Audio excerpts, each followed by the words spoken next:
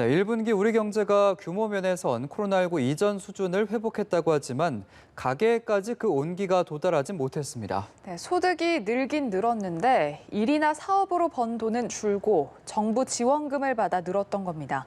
조성미 기자입니다. 지난 1분기 가계의 근로와 사업소득은 1년 전보다 1% 이상씩 줄었습니다.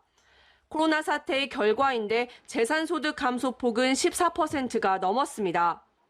1인 가구 증가 추세를 반영해 이번 발표부터 1인 가구와 농림어가까지 조사 대상에 포함했는데 개편 전 기준으로 보면 근로소득의 감소세는 더 컸습니다.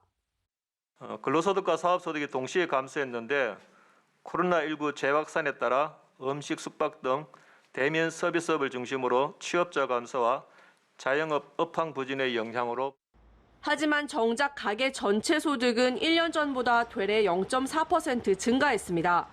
3차 재난지원금 등 각종 정부 지원을 뜻하는 공적 이전 소득이 27.9% 급증한 결과였습니다. 특히 소득 최하위 20%는 근로, 사업소득 모두 줄었는데도 공적 이전 소득과 노인 일자리 덕에 가계 소득은 10% 가까이 늘어 5분위 계층 중 증가율 1위였습니다. 이렇다 보니 대표적 분배 지표인 최하위 20% 대비 최상위 20%의 소득 배율이 시장 소득 기준 16.2배로 1년 전 14.77배보다 악화했지만 공적 이전 소득을 더한 처분 가능 소득으로는 6.30배로 1년 전보다 되레 개선됐습니다.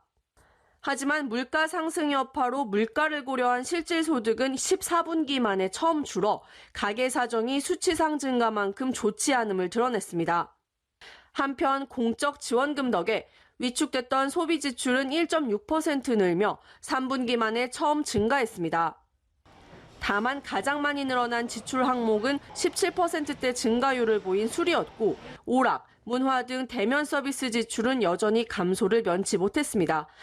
연합뉴스TV 조성미입니다.